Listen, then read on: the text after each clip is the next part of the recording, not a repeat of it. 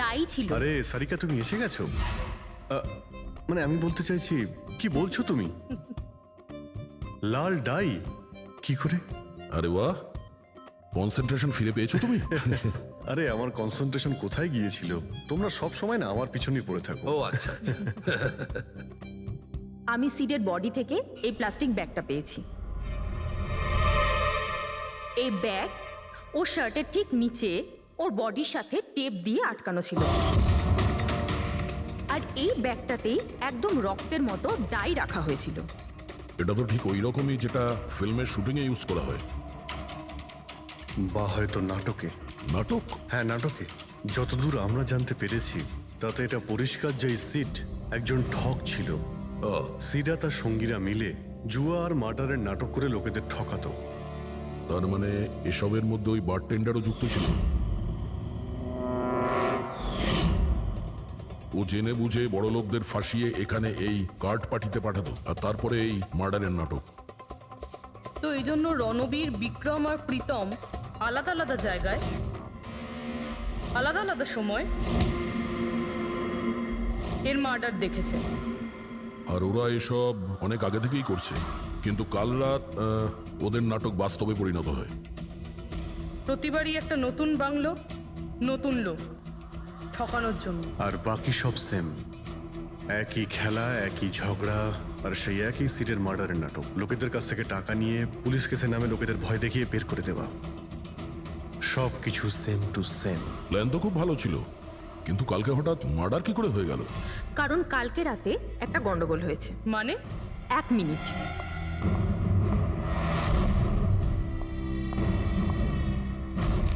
Sir, আর এই হচ্ছে ছুরি। এই ছুরিটাও সেই রকমই নকল যেমনই রক্তটা। যদি এটাকে কারোর শরীরে মারা যায় তখন এটা শরীরের ভেতরে যায় না, এটা ছুরির ভেতরেই চলে যায়। এই দেখো। কিন্তু ডক্টর, এটা যদি নকল চাকু হয় তাহলে এই নকল চাকু দিয়ে সিড মারা গেল কি করে? কালকে রাতে একটা ভুল হয়েছিল। এখানে একটা পেঁচ আছে, এই দেখো। যদি এই পেঁচটাকে ঘুরিয়ে দেওয়া যায় তখন এই ফলাটা আটকে যায়, ভেতরে ঢুকতে পারে না। তারপর এই ছুরিটা দিয়ে কেউ যদি আঘাত করে শরীরের ভেতরে ঢুকে যায়। কেউ ইচ্ছে করে এই ছুরিটাকে এরকম বানিয়েছে যাতে সিড মরে যায়। এরকম তো সেই লোকটাই করতে পারে যে এই খেলার ব্যাপারে সব কিছু জানতো। এটা বোধহয় সে যে লিভিং রুমের ব্যালকনিতে ছিল, যার কাপড়ের টুকরো আমরা পেয়েছিলাম। আর দ্বিতীয়ত, আমাদের খুনির কাছে সে পৌঁছবে যে বাকি লোকেদের কার্ড পার্টি পর্যন্ত পৌঁছেছে। ওই bartender Dinesh. Excuse me? I am sorry sir, এখনো ক্লাব ওপেন হতে বেশ কিছুটা সময় বাকি আছে। Sorry sir. আমরা একটা কেসের ব্যাপারে এখানে এসেছি। আমরা সিআইডি থেকে। সিআইডি? হ্যাঁ বলুন স্যার, আমি কি করতে পারি আপনার জন্য? স্টাফেদের সঙ্গে কিছু কথা আছে। স্টাফেরা এখানে আছে? এখন সবাই তো এখানে নেই, কিছু লোক আছে যারা লকার রুমে ইউনিফর্ম চেঞ্জ করছে। আপনাদের একজন বারটেন্ডার দিনেশ, সে কোথায়? ম্যাম, কাল থেকে ও কাজে আসেনি, জানি না না বলে কোথায় গেছে। আচ্ছা স্যার, ব্যাপারটা কি? ও কিছু ঘটিয়েছে নাকি? করেছে কি করেনি সেটা পরে আপনি জানতে পারবেন। আপাতত আপনি ওর অ্যাড্রেস দিন আমাদের। স্যার, ও এখানে যে অ্যাড্রেস দিয়েছিল সেটা ভুল অ্যাড্রেস। অ্যাকচুয়ালি ও যখন উধাও হয়ে গিয়েছিল এখানে অ্যাড্রেস বুক থেকে ওর সব ডিটেলস বার করেছিলাম আমি, কিন্তু তারপর দেখলাম যে অ্যাড্রেসটা ভুল। আপনি চাইলে আমি আপনাকে অ্যাড্রেসটা দিতে পারি, কিন্তু আমার মনে হয় না আপনি ওকে ওখানে খুঁজে পাবেন। আপনি যখন কাউকে কাজে রাখেন তখন তাদের ডিটেলস নিয়ে রাখেন না? আপনি কি জানেন আপনার এই বারকে সামনে রেখে ও লোককে ঠকাতো? হোয়াট? আর আমরা এখন ওকে একটা খুনের ব্যাপারে খুঁজছি। Murder? I am sorry ma'am, আমি সত্যিই জানতাম না। সেই জন্যই আগে থেকে ভালো করে খোঁজ নিতে হয়। রুলসগুলো আপনার ভালো করে ফলো করা উচিত ছিল। আগে থেকে এগুলো করলে আজকে এরকম প্রবলেম হতো না। I am sorry sir. আচ্ছা, এই দিনের সম্পর্কে আর কি বলতে পারো? কিছু জানো ওর সম্পর্কে? না স্যার, তেমন বিশেষ কিছু নয়, কারণ ও খুব কম কথা বলতো, বেশিরভাগ চুপ করেই থাকতো। সেই জন্য ওর বন্ধু কম ছিল, শুধু এক মেয়ে ছাড়া, মানসী। ও এখানে ওয়েট্রেসের কাজ করে। ওদের মধ্যে ভালো ভাব ছিল, যদিও ওরা দুজনে কোনোদিন এটা প্রকাশ করেনি, কিন্তু আমার মনে হয় যে ওদের মধ্যে প্রেমের সম্পর্ক ছিল। তো আপনি মানসীকে জিজ্ঞেস করেননি কি ছিল ওদের মধ্যে? জিজ্ঞেস করেছিলাম ওকে, কিন্তু ও নিজেও জানে না।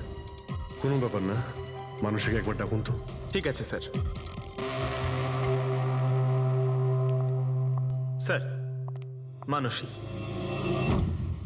মানসী দীনেশ তোমার বন্ধু ছিল? ছিল মানে? ও ঠিক আছে তো? দেখো, একটা খুন হয়েছে, আমরা সন্দেহ করছি দীনেশ ওটাতে ইনভলভ আছে। আমরা ওকে খুঁজছি। তুমি জানো কোথায় আছে ও? আমি নিজেই অনেক টেনশনে আছি।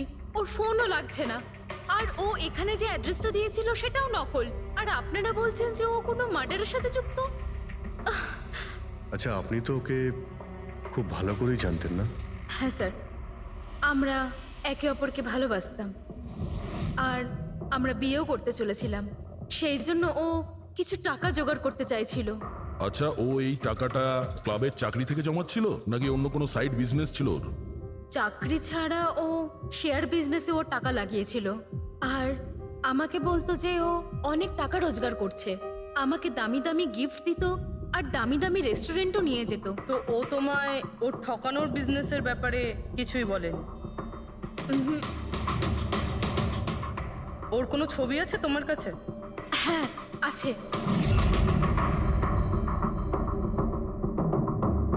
বেশ তো নিরুদ্দেশ, কিন্তু ওর ছবি আমরা পেয়েছি। এটাকে আমরা সার্কুলেট করে দিচ্ছি। হ্যাঁ, করাও অভিজিৎ, করাও। তিনজনের স্কেচ তো করা হচ্ছে। একটা কথা তো পরিষ্কার যে চারজন সবাই একসঙ্গে কোনো গর্তে লুকিয়ে বসে আছে। হ্যাঁ স্যার। স্যার, এটা ঠক কিন্তু খুনি নয়। ভুল করে এদের হাতে খুন হয়ে গেছে। 100% এটা ভয় পেয়েই কোথাও লুকিয়ে রয়েছে। ব্যাস, এই ভয়টাকেই আমাদের কাজে লাগাতে হবে। এমন ভাবে ভয় দেখাতে হবে যে ওরা নিশ্চয়ই কোনো ভুল করে থাকবে আর আমরা খাপ করে ধরে ফেলবো। স্যার, স্যার, হ্যাঁ, স্কেচ তৈরি। ওকে।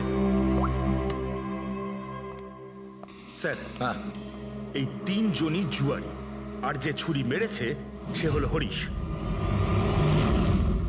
একটা কাজ করো, এই তিনটে স্কেচই আর ওই বারটেন্ডারের ছবি প্রতিটা police station, railway station, bus stand, লজে সব জায়গায় পাঠিয়ে দাও। আর সমস্ত নিউজ চ্যানেলেও পাঠিয়ে দাও। আর ওদেরকে জানিয়ে দাও যে 24 ঘন্টা যেন এদের ছবি দেখানো হয়। প্রত্যেকটা বাড়িতে এদের ফটো দেখাতে হবে। তারপরে দেখবো কতদিন লুকিয়ে থাকে আমাদের হাত থেকে।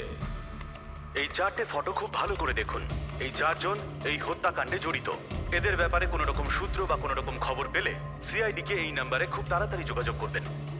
এরা খুবই ভয়ানক।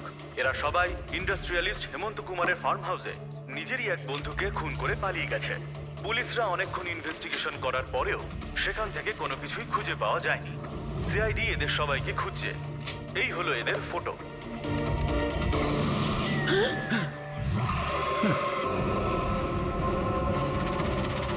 ভাই শোন না, ম্যাচটা চালু কর না, ম্যাচ হচ্ছে। এরা সবাই ইন্ডাস্ট্রিয়ালিস্ট হেমন্ত কুমারের ফার্ম হাউসে নিজেরই এক বন্ধুকে খুন করে পালিয়ে গেছে। সিআইডি এদের সবাইকে খুঁজছে। এই হলো এদের ফটো। দেখলি তুই, এরা তো সবকিছু জেনে ফেলেছে। ভাই ছবি টবি সব দেখাচ্ছে, সমস্ত ডিটেলস দেখাচ্ছে। বাজেভাবে ফেসে যাবো ভাই এসবে। হাসবো তো বটেই। আমি তোদের আগেই বলেছিলাম যে চল পালিয়ে যাই, কিন্তু তোরা তো শুনলেই না। এবার এবার পুলিশ আসবে, সব জায়গায় খোঁজ করবে, আর তখন আরে এখনো এখনো এখনো অনেক সময় আছে। চল পালাই, এই ব্যাগ তোলা, সবাই মিলে পালাই, চল।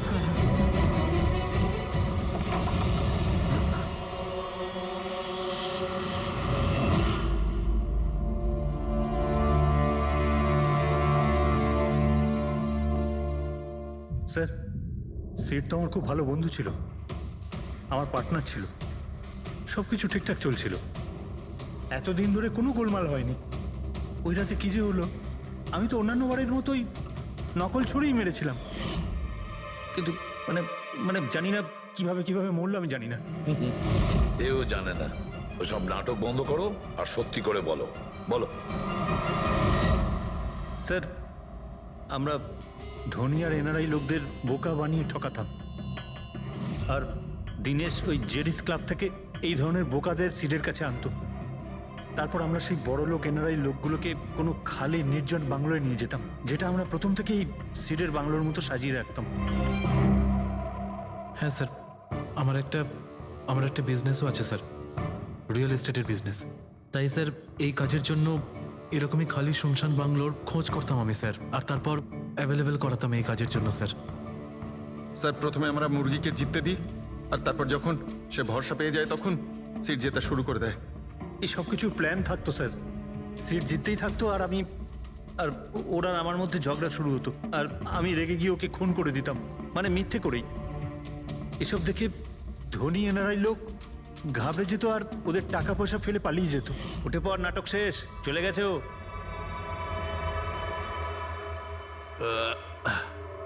ঠিক গেছে তো রে? হ্যাঁ গেছে।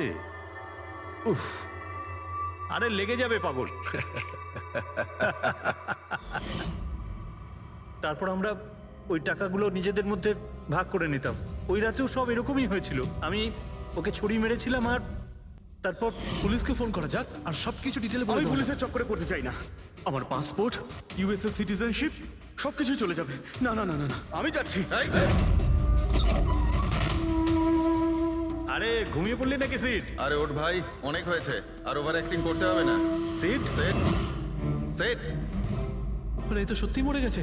আরে ছুরিটা সত্যি সত্যি লেগে গেল নাকি ওর? আরে কি বাজে কথা বলছিস কি তুই? আরে সিট ওঠ না। সিট ওঠ না। আরে ছুরিটা কি করে? তুই ছুরিটা ইউজ করার আগে চেক করিসনি নাকি? আরে প্রথমবার করছি নাকি? শুটিংয়ের ছুরি এটা, একটাই তো ছুরি আছে না। কিন্তু এই খুন কি করে হতে পারে? আমাদের পুলিশকে জানাতে হবে। পুলিশকে যদি জানাই তো আমরা সবাই ফেসে যাব। তাহলে কি করব?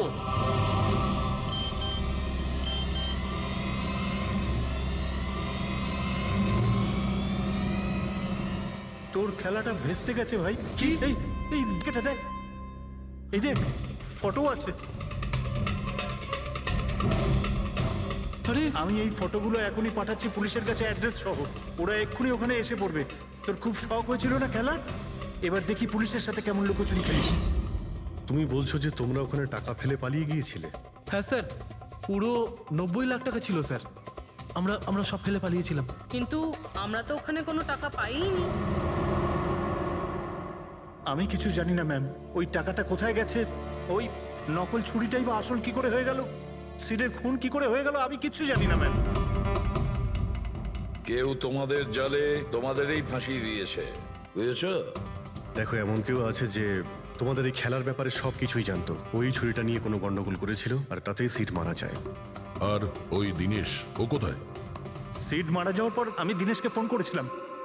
আমার কথা শুনে ও খুব ঘাবড়ে গেছিল, বলল কি যে ওই শহর ছেড়ে চলে যাবে। দিনেশ তো তখন থেকেই উধাও। তাহলে কি পুরো প্ল্যানটা আবার দিনেশ করেনি তো? ওখানে রণবীরকে পাঠায় আর হরিশের ছুরিটাই চেঞ্জ করে দেয়, আর তারপরে দিনেশ ব্যালকনিতে লুকিয়ে পড়ে। আর ওখান থেকে দিনেশ ফটো তুলেছে স্যার, আর হরিশকে পাঠিয়েছে, আর তারপর বলেছে যে পুলিশ আসছে, তাই এরা সব ভয় পালিয়ে গেছে। 90 লক্ষ টাকা ছেড়ে পালিয়ে গেছে। তার মানে দিনেশ আমাদের সাথে বেইমানি করেছে। বাহ, সবাইকে ঠকায় যে লোক, যখন তাদের সাথে এরকম হলো খারাপ লাগছে।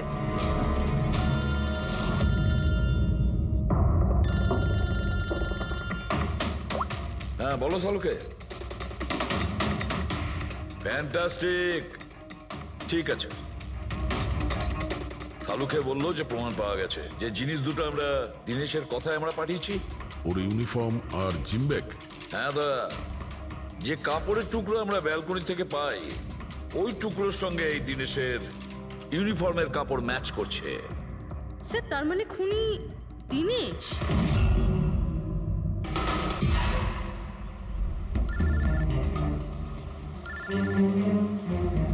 ACP sir, hello. কি জিটি রোড? ঠিক আছে স্যার, ওকে ওকে। জিটি রোডে যেতে হবে। দিনেশকে জিটি রোডের বাজারে দেখা গেছে।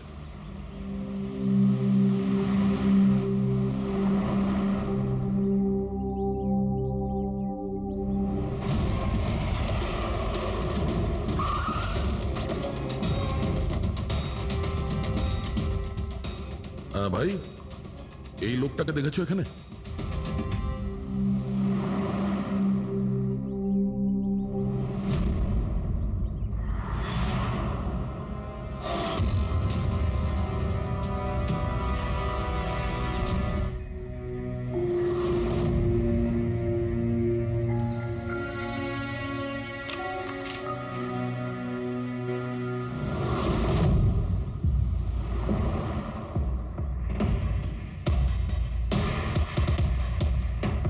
আচ্ছা এই যে দাদা, একে দেখেছেন? হ্যাঁ দেখেছি তো, কোথায়? ওই তো ওখানে দাঁড়িয়ে রয়েছে। আগে? হ্যাঁ আগে। থ্যাঙ্কস, চলো। মা, বাবা, আমায় ক্ষমা করে দিও। আমি তোমাকে অনেক কষ্ট দিয়েছি, তোমাদের মান সম্মান ডুবিয়ে দিয়েছি। কিন্তু একটা সত্যি কথা, আমি খুনি নই, আমি কাউকে খুন করিনি। আমি শুধু একটু টাকা ইনকাম করতে চেয়েছিলাম, কিন্তু আমি জানতাম আজ নয়তো কাল পুলিশ আমাকে ধরেই নেবে। এটা হওয়ারই ছিল।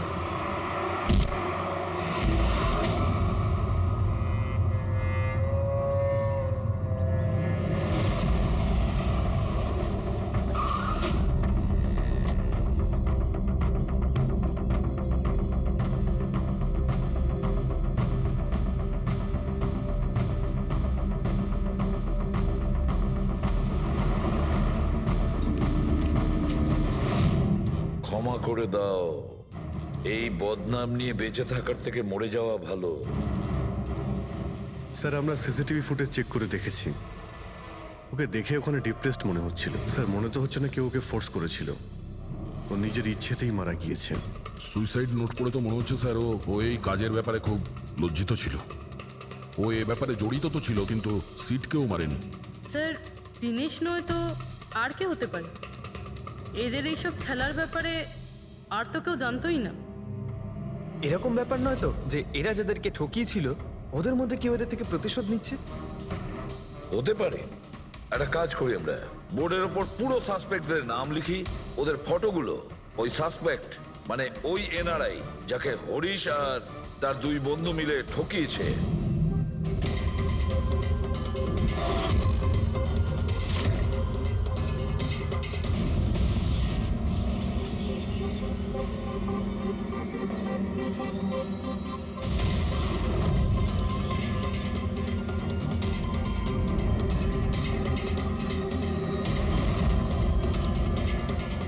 স্যার এই হলো সেই সমস্ত লোকগুলো যারা এই কেসের সঙ্গে জড়িত। অভিজিৎ খোঁজ নিতে হবে খুনের সময় এরা কোথায় ছিল।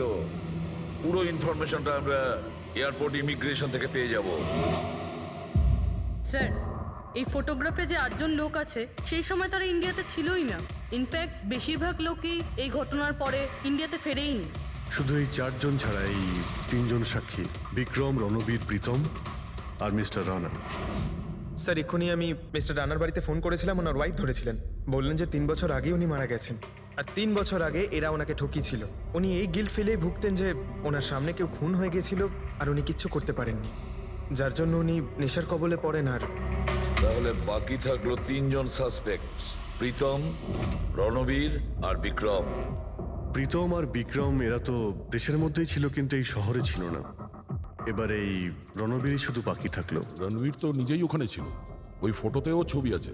হ্যাঁ স্যার, ও একই সাথে ব্যালকনি আর হল তাতে থাকতে পারে না, এটা অন্য কেউই হবে। তাহলে কে হতে পারে এই খুনি?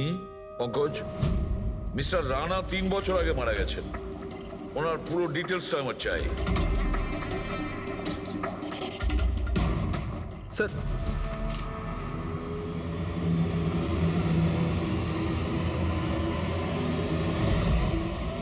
এটা কোনো একজন লোকের কাজ নয়, অন্য কেউ আছে যে ওর সঙ্গে কাজটা করেছে। আমার তো মনে হচ্ছে যে খুনি আমাদের চোখের সামনেই আছে, শুধু আমরাই ওকে দেখতে পাচ্ছি না। ইয়েস, খুনি তো আমাদের সামনেই ঘুরছে। কি কথা বলেছো ফ্রেডি, সুপার। আমি স্যার? হ্যাঁ তুমি।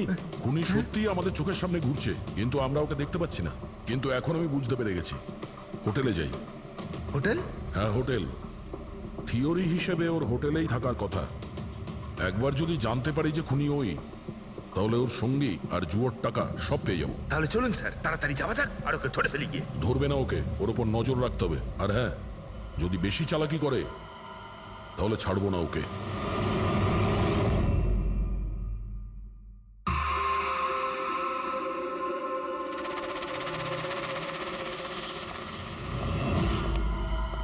Excuse me. হ্যাঁ স্যার। আমি আপনার ফোন থেকে একটা ফোন করতে চাই। করুন স্যার। ওয়েল, আমার একটু প্রাইভেট কথা ছিল আর কি। এছাড়া কি আপনার কাছে অন্য কোনো ফোন আছে? স্যার ওইটাই চলে যান, ওটা থেকে কথা বলে নিন। Thank you. Thank you.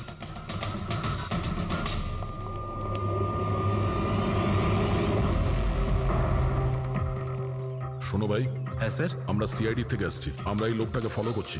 এই লোকটা যে কথা বলছে ওটা আমাদের শুনতে হবে যে কি কথা বলছে। স্যার ওই ফোনটা এই ফোনটার সাথে connected.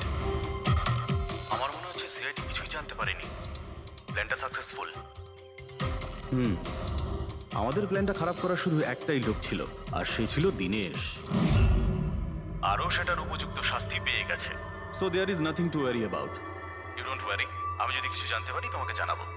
I love you two.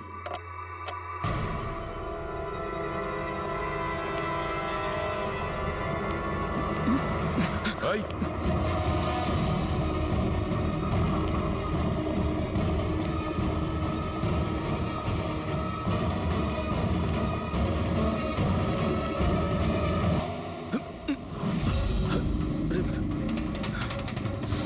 আমি আপনাদেরকে কিচ্ছু বলতে পারবো না। আমি এই ব্যাপারে কিচ্ছু জানি না।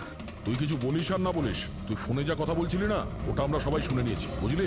শুধু এটা বল, টাকা কোথায়? হ্যাঁ, দেখো, মুখ বন্ধ করে কেন নিজের জীবনের সর্বনাশ ডেকে আনছো?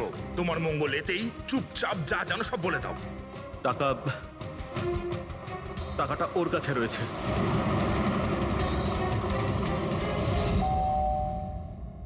একটু দেখ তো মা, কে বেল বাজাচ্ছে? হ্যাঁ মা।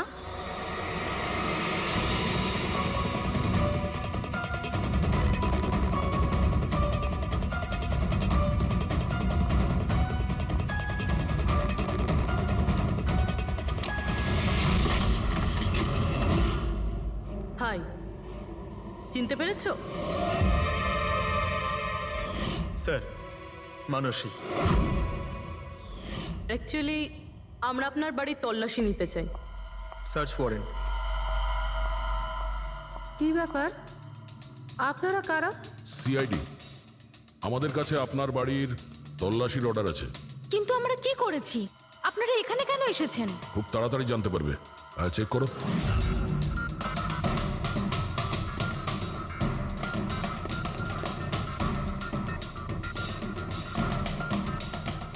দয়া স্যার।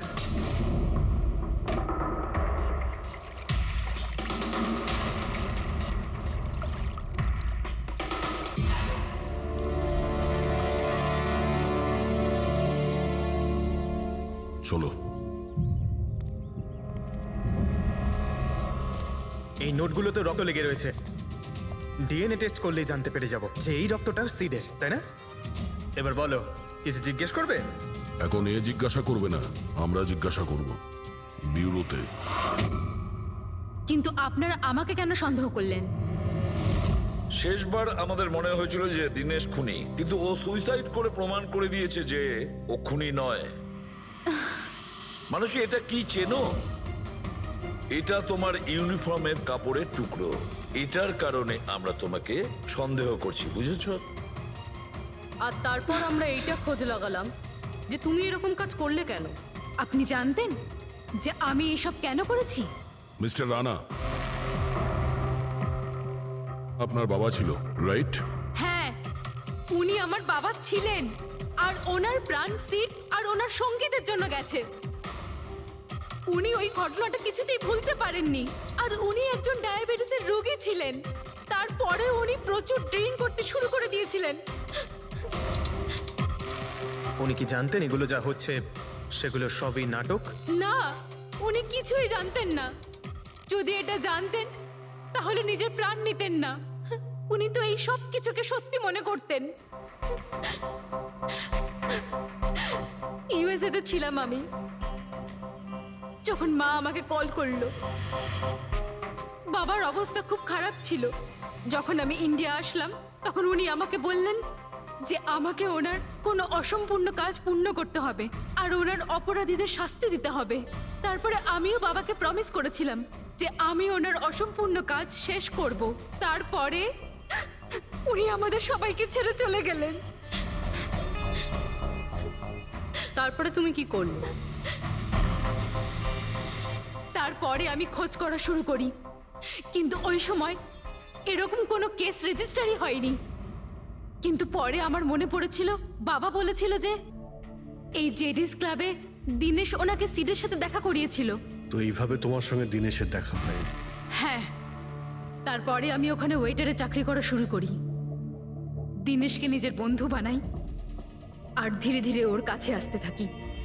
তারপরে পুরো বিষয়টাই আমি বুঝতে পেরেছিলাম যে কিভাবে ওরা আমার বাবাকে বোকা বানিয়ে আমার বাবার থেকে টাকা নিয়েছিল। কিন্তু আইনের কাছে সাহায্য চাওয়ার বদলে তুমি আইন নিজেই হাতে নিয়ে নিলে। বেইমানির বদলে বেইমানি। দিনেশের সঙ্গে তুমি ভালোবাসার নাটক করেছিলে। হ্যাঁ, আমি নাটক করেছি। ওদেরকে উপযুক্ত শাস্তি দেওয়ার জন্য আমি এটা করেছিলাম। আর এতে তোমার সাহায্য করেছে তোমার প্রেমিক, তোমার আসল বয়ফ্রেন্ড।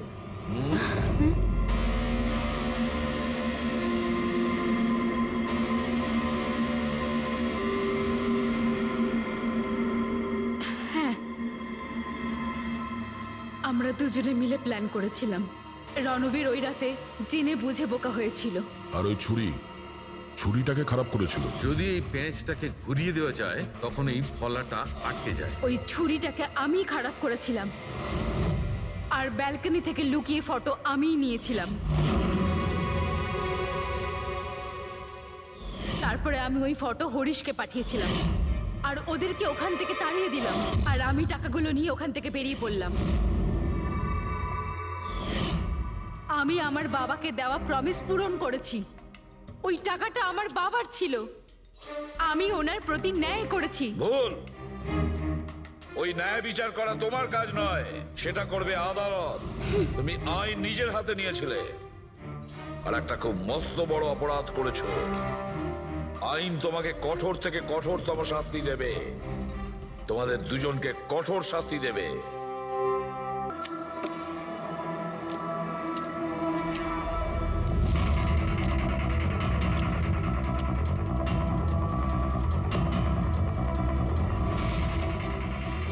এই রইল আমার 2 লাখ টাকার চাল।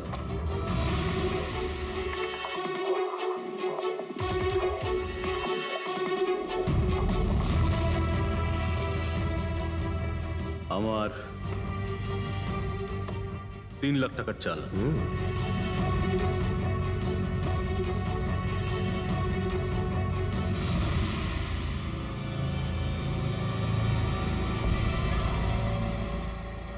শো, মনে হচ্ছে আজকে আমার দিনটা খুব ভালো। আমাকে হারানো আজ তোমাদের পক্ষে সম্ভবই নয়। সম্ভব না, তাই না? হ্যাঁ, দাঁড়া দেখাচ্ছি।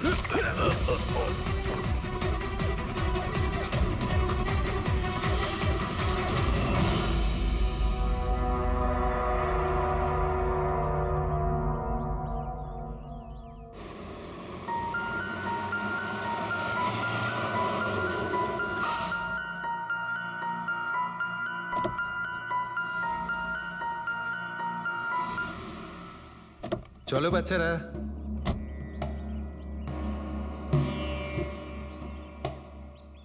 ভীষণ ক্লান্ত লাগছে, এত লম্বা ড্রাইভ। হেমন্ত, তুমি তো জানো আমরা ভ্যাকেশনে এসেছি, তাহলে কিছুদিন তুমি বিশ্রাম করে নিও। ওকে ওকে বাবা, ঠিক আছে, দরজা তো খোলো, আমি লাগেজগুলো নিয়ে আসছি। হ্যাঁ। এসো।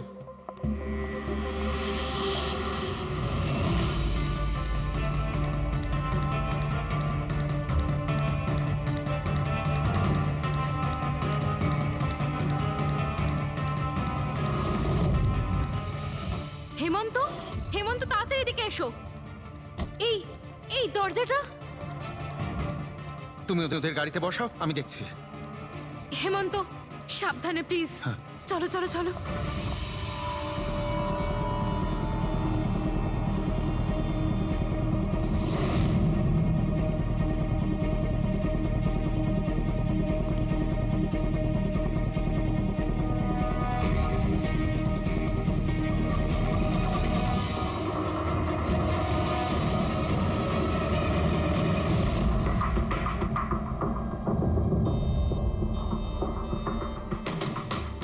তিন চারবার আঘাত করেছে ছুরি দিয়ে। লাশ খুব একটা পুরনো নয়, মনে হচ্ছে কাল রাতে খুন হয়েছে এর। জুয়া খেলার সময় মারা গিয়েছে। এই 5টা গ্লাস পড়ে আছে এখানে, আর এই 5টা ভাগে তাস বাটা আছে। মনে হচ্ছে এছাড়া আরো 4 জন ছিল, ওদের মধ্যে কেউ একজন মেরেছে একে। বাইরে থেকেও কেউ আসতে পারে। পুরবী পঙ্কজ, একটু দেখো তো এই জালনা কিংবা দরজা ভাঙা নেই তো? মিস্টার হেমন্ত, এই লোকটা কে? না স্যার, আমি তো এনাকে আগে কখনো দেখিও নি। এই লোকটা আপনার ঘরে মরে পড়ে আছে আর দেওয়ালের চারিদিকে ওর ছবি লাগানো আছে। এটা কি করে সম্ভব? একজন অচেনা লোক আপনার এই হলিডে হোমে এসে তাস খেলছে, মারা গেছে। How it possible?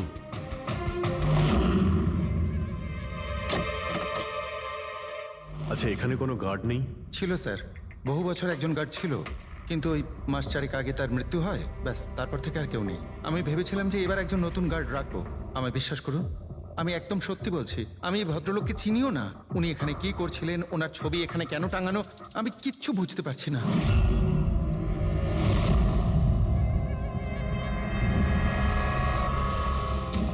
পঙ্কজ,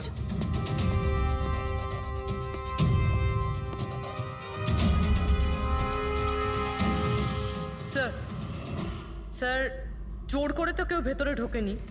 হ্যাঁ, পিছনের দরজায় তালা নেই কোনো, আর তার ছিটকানিটা বাইরে থেকে খোলা যায়। ওখান থেকে এসছে ওরা। আর স্যার, এই লিভিং রুমের যে জানলাটা আছে এর বাইরে একটা কাটার ঝোপ আছে। ঝোপের মধ্যে এইটা পেলাম স্যার, কাপড়ের টুকরো।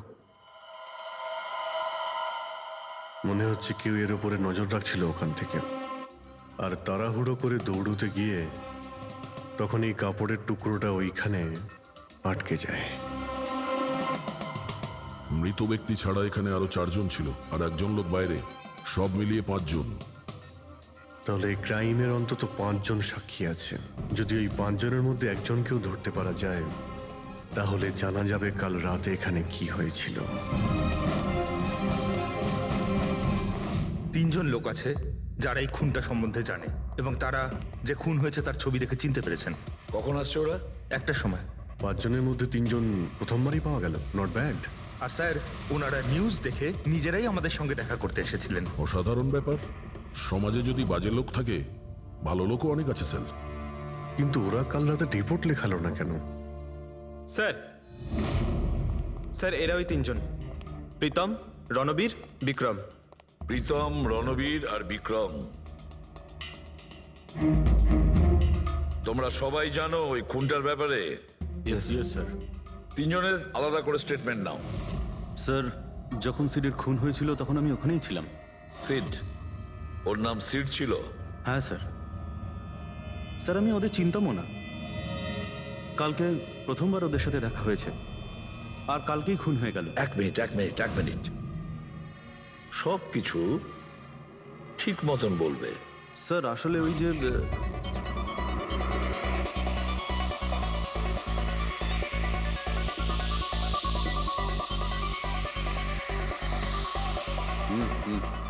Sure sir. কি হয়েছে স্যার? আপনি বোর হচ্ছেন? ক্লাবে ভালো লাগছে না আপনার? ক্লাব? তুমি এটাকে ক্লাব বলছো? মনে হচ্ছে ক্লাব তুমি দেখোইনি। স্যার, আপনি এখানে নতুন এসেছেন, এই শহরে প্রথমবার এসেছেন? হ্যাঁ, নিউ ইয়র্কে থাকি। একটা কাজের জন্য ইন্ডিয়াতে এসেছি। কাজ শেষ হয়ে গেছে আর শহরে বসে বোর হচ্ছি। আপনার বোর্ডন দূর করার একটা রাস্তা আছে আমার কাছে। রিয়েলি? কি? একটু এক্সপেন্সিভ। সেটা চিন্তা তোমায় করতে হবে না। কি রাস্তা আছে সেটা বলো। ভেবে দেখুন স্যার, লাখ টাকার ব্যাপার, আর রিস্কও আছে। জোকিং? রিস্ক নেওয়া আমার হবি, আর সেটা যদি হয় টাকার, সেটা আমার কাছে অনেক আছে। কাজটা বলো। সুপার দেন। তুমি কি ধরনের জোকিং এর কথা বলছো? এরকম কোনো ব্যাপার নেই স্যার, শুধু জুয়া খেলতে হবে। লাখ টাকা, জিতে গেলে মালামাল আর হেরে গেলে কঙ্কাল। আর এমনিতেও আপনার টাকার তো কোনো চাপ নেই। তাহলে চলুন আমার সাথে, কাম। যাচ্ছ কোথায়? এক ভদ্রলোকের বাড়ি। ভদ্রলোকের বাড়ি? কে ভাই? ওই যে দেখতে পাচ্ছেন, ব্ল্যাক জ্যাকেট, হোয়াইট শার্ট। তাহলে ওই বারটেন্ডার তোমাকে ওর বাড়িতে নিয়ে গিয়েছিল, তারপর কি হয়েছিল? না স্যার, ও সিডের বাড়ি নিয়ে যায়নি। ও সিডের সঙ্গে পরিচয় করায়, তারপর আমরা সিডের বাংলোতে যাই।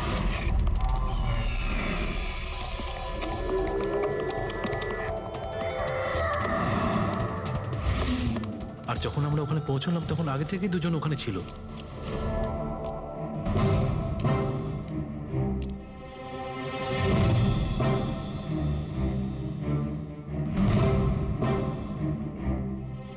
এই রইলো আমার 2 লাখ টাকার চাল।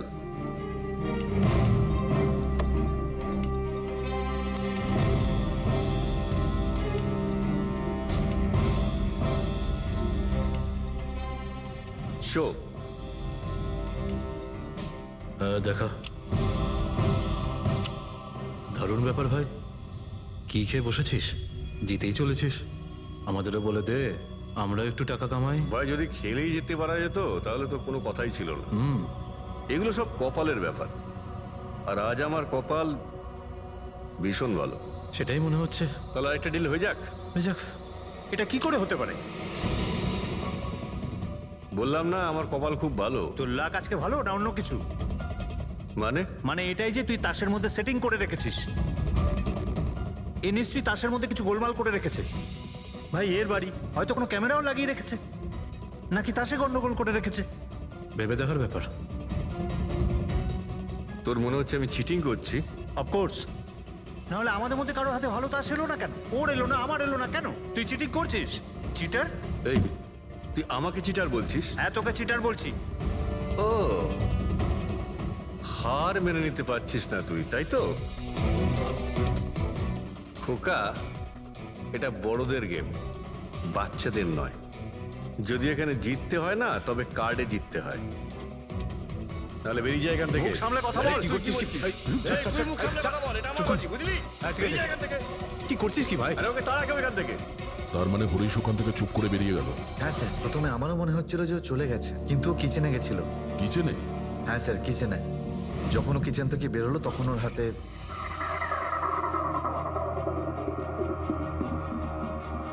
তুই আবার এসেছিস এখানে? তোকে বলেছি না এখানে আসবি না? কি হলো কি? তুই আবার হাত দিচ্ছিস গায়ে? আরে ভাই, হ্যাঁ? আরে কি করলি কি তুই? আরে মেরে দিল ওকে। এটা এটা কি করলে? মেরে দিলে? আমি অ্যাম্বুলেন্সকে কল করছি, তোরা এখানে থাক। আরে মরে গেছো? পুলিশকে ফোন কর, না হলে আমরা সবাই ফেসে যাবো। পুলিশকে ফোন করলে আমরা বেঁচে যাব? জুয়া খেলছিলাম আমরা, বেআইনি এই জুয়া খেলা। হ্যাঁ, জুয়া খেলেছি, কাউকে মারিনি তো আমরা। বেশি চালাকি করিস না। পুলিশ যদি আসে না, আমি একা ফাঁসবো না, সবাই মিলে ফাঁসবো। সেভ একটা কাজ করতে পারি, তোরা এখান থেকে যা, আমি কাজটা খতম করে আসছি। তোমরা কত টাকা হেরেছিলে? স্যার 30 লাখ। আমার প্রায় 50 লাখ মতন। স্যার 35 লাখ। এক মিনিট রণবীর, তুমি বলেছিলে যে সিড ওই সময় সাদা শার্ট পরেছিল। ইয়ে স্যার, উনি সাদা শার্টই পরেছিল। আর বিক্রম, তুমি বলেছিলে যে ও হলুদ শার্ট পরেছিল। হ্যাঁ স্যার, ও হলুদ শার্টই পরেছিল। ও সাদা বা হলুদ রঙের শার্ট পরেছিল না, একটু ব্লুইশ কালার ছিল শার্টটার, আমার ভালো মনে আছে। কিভাবে সেটা হয়? আমরা যখন লাশটাকে পেয়েছিলাম তখন ও হোয়াইট কালারের শার্ট পরেছিল, আর রণবীরও তো এই একই কথা বলছে। এটা কিভাবে সম্ভব? একই সময়ে আলাদা আলাদা ড্রেসে কিভাবে খুন হয়? স্যার, যখন মার্ডার হলো তখন এটা কেউ ছিলই না ওখানে। ছিল না মানে? মানে এটাই যে আমার ভালো মতো মনে আছে, এটা 6 মাস আগের ঘটনা। এরা ছিল না ওখানে। না স্যার, এটা পুরো 1 বছর আগের কথা। কি সব বলছে স্যার এরা? খুন তো কাল রাতে হয়েছে, তাই না? এক্স্যাক্টলি, খুনটা গতকাল রাতেই হয়েছিল। আর সেই সময় উনি সাদা রঙের শার্টই পরেছিলেন। এক মিনিট, এসব তোমরা কি বলছো? কাল রাত, 6 মাস, 1 বছর আগে? হ্যাঁ স্যার। আই হোপ তোমরা একটা লোকের মার্ডারের কথা বলছো যা কাল রাতে হয়েছিল, তাই তো? আর তোমরা বলছো এই দুইজন ছিল না মার্ডারের সময়? স্যার, এরা দুজন ওখানে ছিল না। আমি যে মার্ডারের কথা বলছি সেটা 6 মাস আগে হয়েছে। স্যার, খুনটা কাল রাতেই হয়েছিল। আর সেই সময় যারা ছিল সেই দুজন অন্য কেউ ছিল, ওরা তখন ওখানে ছিল না। হ্যাঁ স্যার, ওরা ঠিক বলছে, আমিও চিনি না এদেরকে। তোমরা তিনজনের সিডের কথাই বলছো তো? আর মার্ডার হওয়ার আগে ও তোমাদের সঙ্গে চেরিস ক্লাবে দেখা করেছিল তো? আর তারপরে ও তোমাকে হেমন্ত বিলায় নিয়ে গেছে। না স্যার, ও আমাকে সংকল্প ম্যানশনে নিয়ে গেছিল, আর সেটা ওই কীর্তি হিলসে। হ্যাঁ, কীর্তি হিলসে ছিল। না স্যার, ও আমাকে ইয়াশ হাউসে নিয়ে গেছিল, যেটা কার্টিস রোডে রয়েছে। একটাই লোক 3 বার 3 জায়গায় 3 রকম আলাদা আলাদা জামা কাপড় পরে কি করে মরতে পারে? হ্যাঁ, সালুকে বলো। আচ্ছা, ঠিক আছে, ওকে। অজিত, সালুকে কোনো সূত্র খুঁজে পেয়েছে। তোমরা যাও, সালুকের সঙ্গে দেখা করো, আর ততক্ষণে আমি এদেরকে একটু জিজ্ঞাসাবাদ করি।